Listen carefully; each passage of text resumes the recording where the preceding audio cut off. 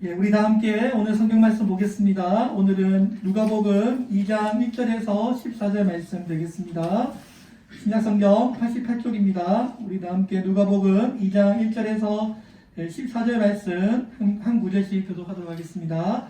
그때 가이사 아구스도가 영을 내려 천하로 다 호적하라 하였으니 이 호적은 레노가 시아 총독이 되었을 때 처음 하는 것이라. 모든 사람이 호적하러 각각 고향으로 돌아가매 요셉도 다윗의 집 족속으로 갈릴리 나사렛 동네에서 유대를 향하여 베들레헴이라 다윗의 집으로. 그 약혼한 마리아와 함께 호적하러 올라가니 마리아가 이미 잉태하였더라. 거기 있을 때에 해산할 날이 차서 첫 아들을 낳아 강보로 싸서 그 위에 놓였으니 이는 여간이 있을 곳이 없음이더라. 그 지역의 목자들이 밤에 맹가서 전염대를 지키더니 주의 사자가 곁에 서고 주의 영광이 그들을 두루 비춤에 크게 무서워하는지라. 천사가 이르되 무서워하지 말라. 보라 내가 온 백성에게 비칠 큰 기쁨의 좋은 소식을 너희에게 전하노라. 오늘 다윗의 동네에 너희를 위하여 구주가 나셨으니 곧 그리스도 주심이다. 너희가 가서 강물에 썰어 그 위에 위어 있는 아기를 보리니 이것이 너희에게 표적이니라 하더라니. 호련히 수많은 천군이 그 천사들과 함께 하나님을 찬송하여 이르되 지극히 높은 곳에서는 하나님께 영광이요 땅에서는 하나님이 기뻐하신 사람들 중에 평화로다 하시니라. 아멘. 기도하겠습니다. 하나님, 오늘 이 시간 크리스마스 맞이하여 주의 말씀 전합니다. 오늘 이 땅에 예수 그리스도를 보내주시어 우리의 죄를 용서해 주시고 하나님의 기쁘신 뜻이 이루어지고 참된 평화가 이 땅에 임하였음을 우리가 믿습니다. 오늘 우리와 함께 예배드릴 때 하나님의 평화를 묵상하며 하늘에는 영광이요 땅에는 진짜 평화가 임했다는 것을 함께 나누게 하여 주옵소서. 우리 구주 예수 그리스도의 이름으로 기도드립니다. 아멘. 예, 오늘 우리 함께 성탄절 말씀을 통해서 예수님의 탄생을 이야기를 함께 나누면서 하나님의 평화가 이 땅에 진정으로 임했다는 것을 우리가 믿습니다. 아멘이시죠? 네. 오늘 우리 크리스마스 맞이해서 우리 새로운 성도님들도 오시고 또 우리 함께 저희 가족들도 오시고 해서 너무 기쁩니다. 우리가 오늘 크리스마스를 통해서 예수님의 탄생에 대해서 깊이 있게 생각하는 그런 시간 되기를 바랍니다. 우리가 크리스마스가 되면 만국을 불문하고 무엇을 합니까? 트리를 세우고 항상 케이크를 먹습니다. 우리가 아무 때나 먹어도 상관이 없는데 대부분 축하한 일이 생기면 트리를 세우고 우리가 케이크를 먹습니다. 크리스마스에 판매되는 케이크가 1년 매출의 3분의 1을 차지한다고 합니다. 우리 교회 그 교인 중에 한스 카페 사장님이 계신데요. 오늘 케이크 전쟁이 나가지고 오늘 우리 함께 나오지는 못했습니다. 이 설교를 준비하면서 어떻게 우리는 왜 크리스마스가 되면 케이크를 먹을까? 제가 궁금해가지고 인터넷을 한번 찾아보았습니다. 케이크를 먹기 시작한 역사는 고대 이집트인들이 제일 처음으로 만들어 먹었을 것이라고 말합니다. 고대 케이크는 빵 같은 형태의 꿀을 바르고 그 안에 견과류와 말린 과일을 넣어서 만들어 먹었다고 합니다. 케이크를 가장 먼저 먹기 시작한 것은 이집트지만 케이크라는 이 단어는 바이킹들이 먼저 사용했다고 합니다. 이 바이킹들의 음식 중에 카카라고 하는데요. 카카에서 케이크라고 이름이 시작되었다고 합니다. 우리가 먹는 케이크는 왜 둥근 모양일까요? 아시는 분 계십니까? 케이크가 둥근 이유는 고대 그리스 종교의식과 관련이 있습니다. 케이크는 옛날부터 많은 사람들이 신에게 소원을 빌 때 사용했던 제사 음식이었습니다. 고대인들은 태양과 달을 숭배했는데요. 태양과 달의 모습이 둥글지 않습니까? 그래서 그 모습대로 원형으로 케이크를 둥글게 만들어서 신에게 바쳤다고 합니다. 고대 그리스인들은 사람이 태어나면 일생 동안 그 사람을 지켜주는 수호천사와 악마가 있다고 믿었는데요. 평소에는 이 신들과는 교류를 하지 못하다가 자기가 태어난 생일이 되면 딱 하루 신들과 영적으로 교통할 수 있다고 생각해서 이날에 케이크를 만들어서 그 자녀의 안녕과 평화를 빌었다고 합니다. 그래서 생일날이 되면 치즈 케이크를 만들어서 신에게 바치고 선정 밖에는 모닥불을 피워가지고 그 향이 하늘로 올라가면 자신의 소원이 이루어졌다라고 믿었다고 합니다. 모닥불 불빛에 비춰 소원을 빌고 그 모닥불을 끄면 후 하고 그 연기가 하늘에 올라가면 자신의 소원이 하늘에 닿았다고 믿었기 때문에 이 모닥불이 생일날 촛불로 바뀌게 된 것입니다. 자, 그래서 우리가 생일 케이크를 자르기 전에 촛불에 불을 붙이고 소원을 빌고 후 하고 불을 끄는 거죠. 그러면 그 소원이 하늘로 올라간다고 믿었던 것입니다. 우리가 이 케이크에 이 촛불이 끄는 이유가 오늘 여기서 유래한 것입니다. 결혼식 때가 되면 우리가 케이크를 자르고 또 나눠 먹는 전통이 있는데요. 이것은 로마 시대에서 시작되었다고 합니다. 이 로마 시대 케이크는 오늘날 우리 크림 케이크처럼 부드러운 케이크가 아니고요. 아주 딱딱한 빵이었다고 합니다. 그래서 이 케이크를 먹으려면 부러뜨려서 먹었다고 하는데요. 결혼식에 신랑이 신부의 머리에 케이크를 떨어뜨려서 그 부서진 조각 케이크를 하객들이 많이 나눠 먹으면 나눠 먹을수록 아이를 쑥쑥 낳는다고 믿었다고 합니다. 이 전통이 오늘날 우리가 케이크에 불을 붙이고 케이크를 조각내서 먹는 그 문화가 시작되었다고 합니다. 인생에 의미 있는 날이 되면 우리는 케이크를 사서 지금까지 쭉 함께 나눠 먹고 있는 이 전통이 고대 그리스에서부터 시작된 것입니다. 크리스마스가 되면 왜 트리를 장식할까요? 궁금하지 않습니까? 제가 또 인터넷에 찾아봤습니다. 현대 크리스마스 트리는 종교개혁자인 마틴 루터가 처음 시작했다고 합니다. 마틴 루터가 크리스마스 이브 저녁에 숲을 산책하다가 어둠을 밝히는 하나한 그 큰 나무를 보게 되었다고 합니다. 원래는 어둡던 곳이어야 초라한 나무였지만 이 나무 위에 쌓인 눈과 달빛을 비추어서 이 나무가 환하게 보이는 이 모습을 보면서 많은 깨달음을 얻었다고 합니다. 이 잠나무의 모양이 마치 우리가 하나님께 기도하는 그런 모양 같다는 생각이 들어서 이때부터 마틴 루터가 이 전나무의 눈 모양과 촛불과 그리고 맨 위에는 하나님을 뜻하는 별을 달아서 나무를 장식하기 시작했다고 합니다.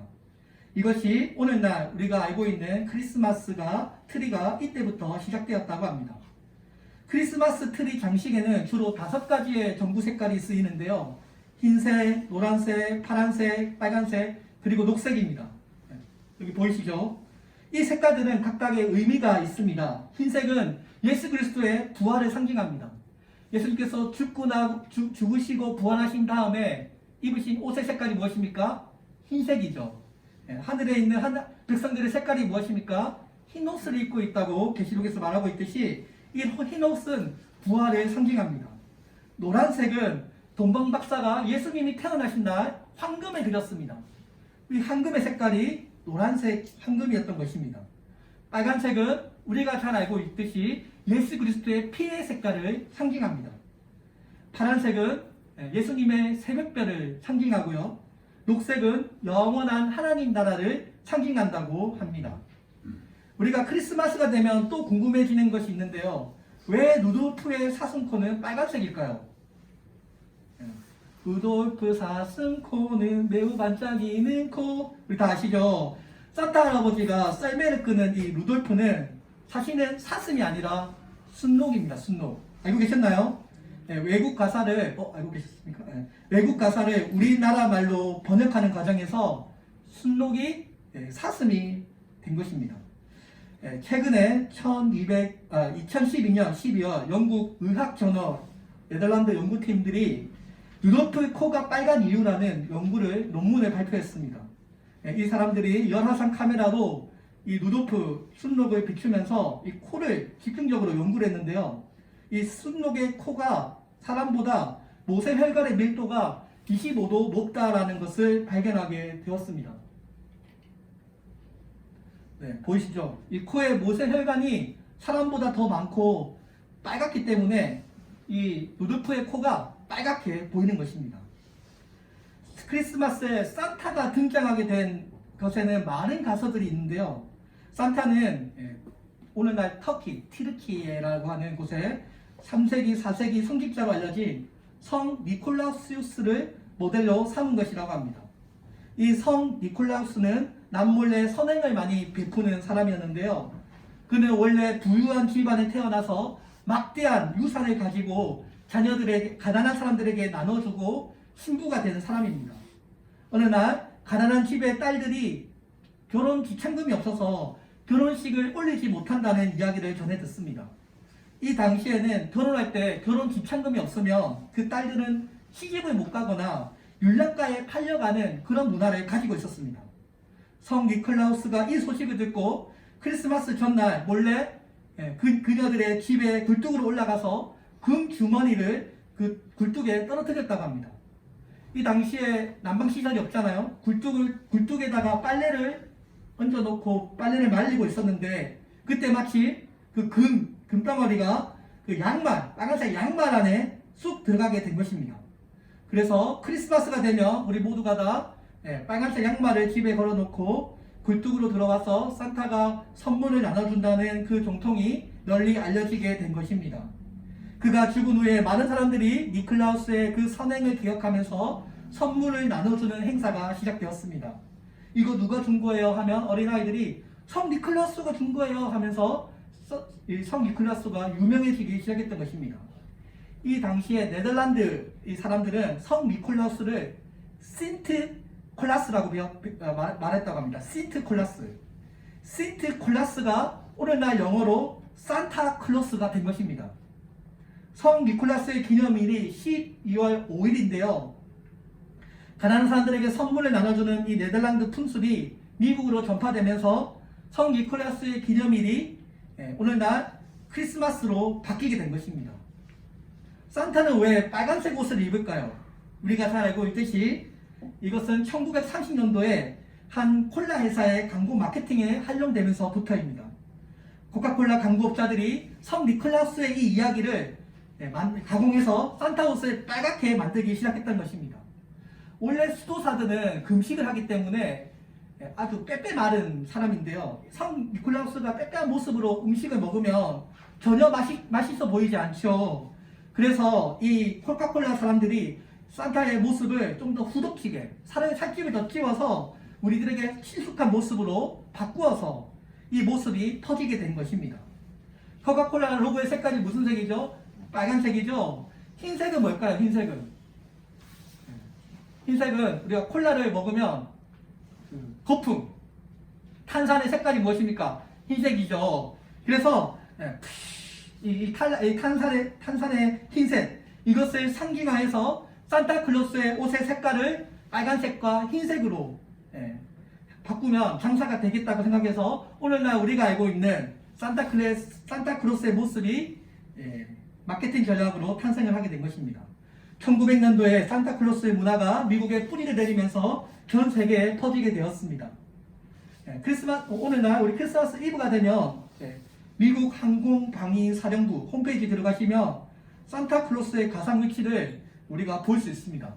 홈페이지 들어가시면 산타클로스가 지금 어디를 여행하고 있는지 우리가 볼 수 있습니다.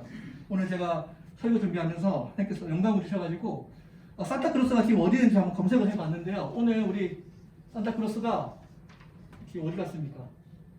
우리 한국에 7분 있다가 지나갔다고 합니다. 한국 시간으로 24일 오전 3시에 고향에서 핀란드에서 출발한 산타클로스가 오늘 한국 시간으로 오후 11시 20분경에 7분 정도 다 도착했다가 한국을 떠났다고 합니다. 산타클로스는 1년 364일을 백수로 살다가 하루 일하시는 산타클로스 할아버지. 성경에 전혀 나오지 않고요. 오늘 크리스마스는 사실은 산타클로스와 우리 크리스마스는 전혀 상관이 없는 인물입니다. 오늘 우리가 이곳에 모인 것은 산타클로스를 축하하기 위하여 모인 것은 아니고 우리가 진정으로 오늘 예수님의 탄생을 축하하기 위해서 오늘 이곳에 모였습니다. 오늘 이 세상을 살아보면 희망과 절망이 없는 이 암흑과 같은 현실 가운데서도 하나님께서 우리에게 한 가지의 소망을 주셨습니다. 이 당시에 예수님이 태어나던 이 베들레헴 시대는 헤롯 대왕이 다스리던 시기입니다. 헤롯은 세속적인 왕이고 절대 권력자입니다. 자신의 권력을 지키기 위해서는 자신의 아들들은 물론이고 아내와 처남들도 잔인하게 처형했던 독재자로 알려져 있습니다. 오늘 우리가 성경에 읽어보면 이 헤롯 왕과 예수님을 의도적으로 비교하고 있습니다. 오늘 절대 권력을 가진 이 헤롯 왕과 또 하나님의 모든 권세를 내려놓고 이 땅에 오신 예수님, 오늘 이 두 가지의 인생을 우리에게 보여주고 있습니다. 헤롯과 같이 철저하게 어둠의 주관자, 메시아를 죽이겠다고 하는 사악한 세력에 내가 편승할 것인가? 아니면 하나님 나라의 통치를 내가 믿으며 예수님을 섬기는 삶을 살 것인가? 우리가 결단해야 한다는 것입니다. 예수님이 태어나던 이 시대는 정치적으로 또 사회적으로 아주 혼란스러운 때였습니다. 정치적으로는 헤롯 왕에게 억압을 받는 시대요, 경제적으로는 궁핍한 시대였습니다. 사회적으로는 불안하고 영적인 무지와 어둠 속에서 희망을 찾을 수 없는 그런 시대에 예수님께서 태어났던 것입니다. 오늘 이 크리스마스를 맞아요 하나님께서 우리들에게 이 어둠과 암흑 같은 세상 가운데서도 희망이 있다는 것을 말씀하고 있습니다. 그것은 바로 이 깊은 어둠을 밝히는 온 세상을 구원할 구세주가 이 땅에 탄생한 것입니다. 우리가 지금 살아가고 있는 이 시대에도 예수님이 탄생한 그 시대와 크게 다르지 않은 것 같습니다.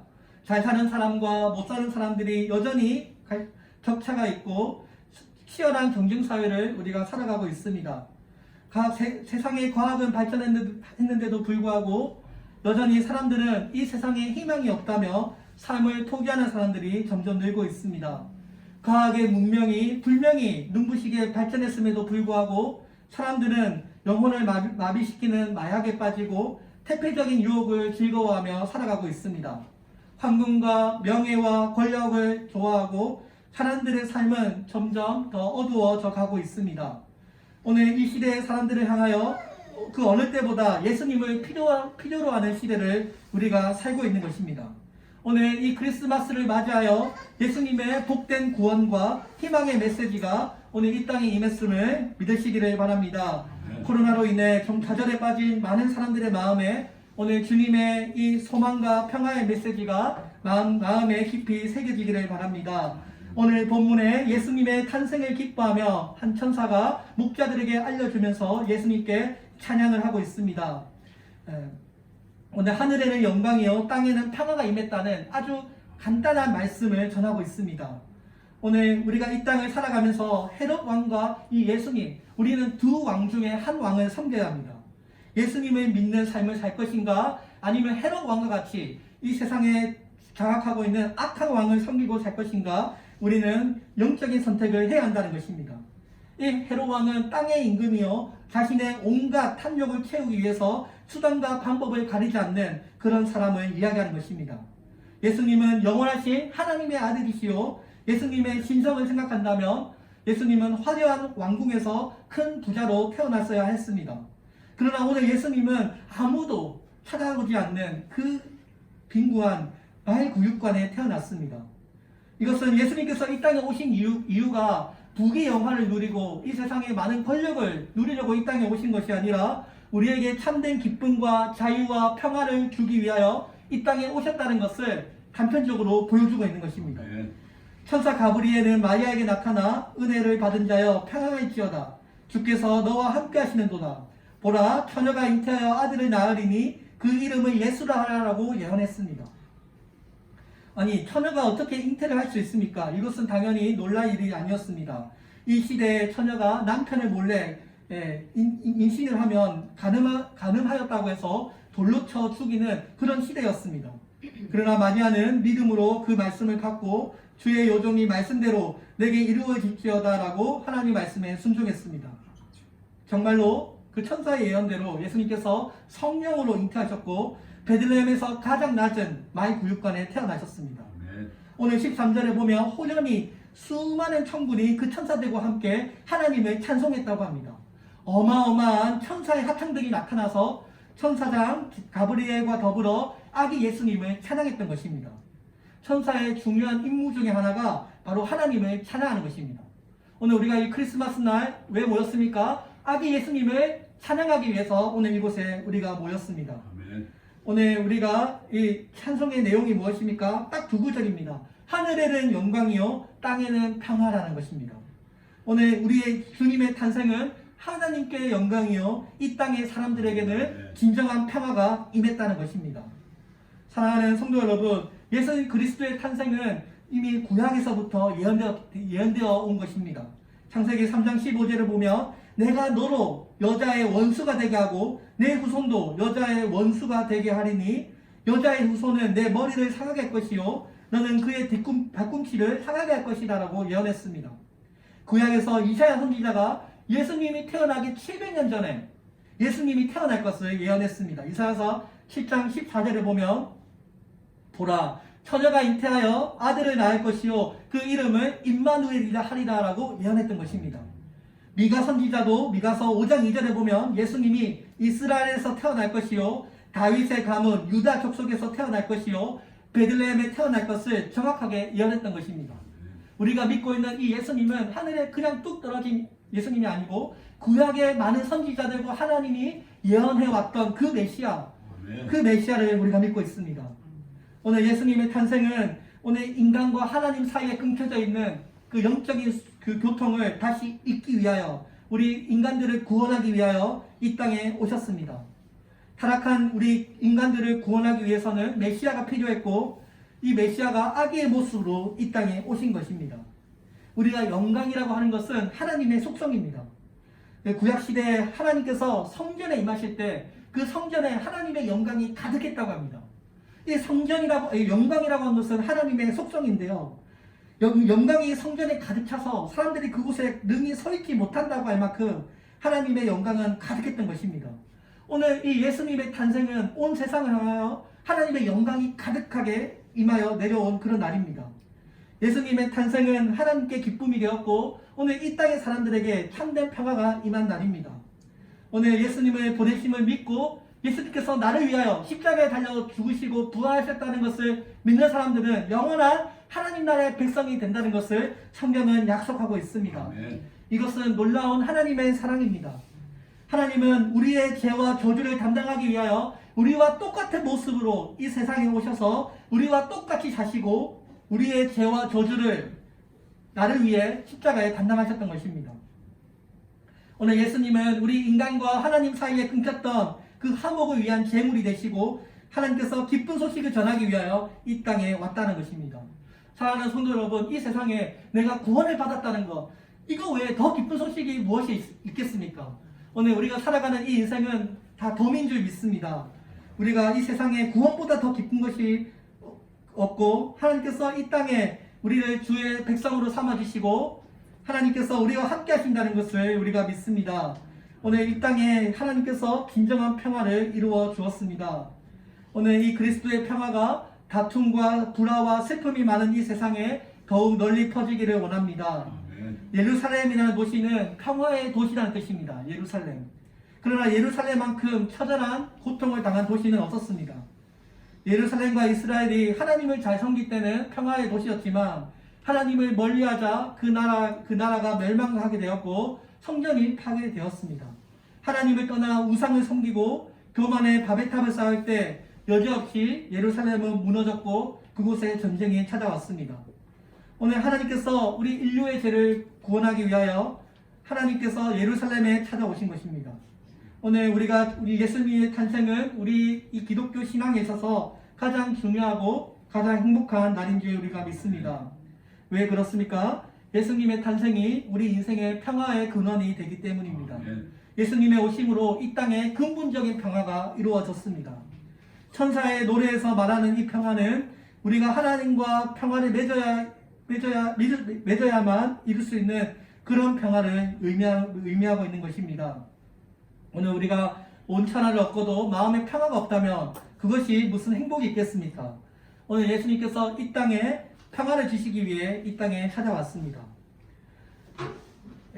오늘 우리 예수님이 세상에 오심으로 세상의 철학과 문학과 미술, 음악에 많은 영향을 끼쳤습니다. 우리가 잘 알고 있는 라파엘, 미켈란젤로, 레오나르도 다빈치, 바하, 하이든, 헬델, 베토벤, 멘델스존, 우리가 알고 있는 모든 위대한 예술가들은 전부 다 예수님에게서 영감의 소재를 얻었다고 합니다. 우리가 잘 알고 있는 음악의 어머니라 불리는 핸델이 있습니다. 핸델. 네. 핸델은 기독교 가정에 태어나서 기독교의 교육을 받았지만 그는 신앙에 별로 관심이 없었다고 합니다. 그는 화려한 가곡으로 40년간의 부와 명성을 쌓다가 이탈리아에서 사업하다가 큰 실패를 하고 빈 털털터리가 되었다고 합니다. 어느 날 찰스 기븐이라고 하는 한 작가가 찾아와서 핸델을 위로하며 성경 이사야서를 그에게 건너주었다고 합니다. 성경에 별로 관심이 없던 이 핸델은 그의 친구가 성의로 준 성경을 생각하면서 한번 읽어보겠다고 했습니다. 그리고 그는 이사야서를 통해서 그 예수님을 알게 되었고 큰 감동과 위로를 받게 됩니다. 그는 그동안 자기가 살아왔던 그 신앙생활이 정말 잘못된 신앙생활임을 깨닫게 되고 하나님 앞에 크게 회개를 하게 됩니다. 자신과 같이 패역하고 부패한 인간을 위로하시는 하나님, 독생자 예수 그리스도를 보내주신 하나님, 죄인을 회개하시는 그 하나님께 영광 돌리기를 원한다는 그 자신의 신앙을 표현하기 위해서 그는 위대한 음악을 짓기 시작합니다. 22일 동안 음식과 잠을 포기하고 우리가 잘 알고 있는 역사적인 그 음악 메시아라는 곡을 작곡하게 됩니다. 할렐루야 할렐루야, 그 노래 아시죠? 그 곡을 짓게 되는 것입니다. 건강이 나빠져서 나중에 이 핸델은 실명을 하게 되는데요. 그는 전혀 개의치 않습니다. 핸델은 마지막 날 그는 고백합니다. 나는 내가 몸 밖에 있었는지 몸 안에 있었는지 의식할 수 없었다. 내 앞에 펼쳐져 있는 하나님의 나라와 위대한 하나님의 영광을 본 듯한 감격 속에서 이 곡이 만들어졌다라고 고백했습니다. 사랑하는 성도 여러분, 오늘 우리 예수님이 탄생한 크리스마스를 맞이하여 하늘의 보좌를 버리고 이 땅에 오셔서 가장 가난하고 가장 연약한 억눌린 자, 도움이 필요한 자를 섬기려 이 땅에 오신 주님을 기억하기를 원합니다.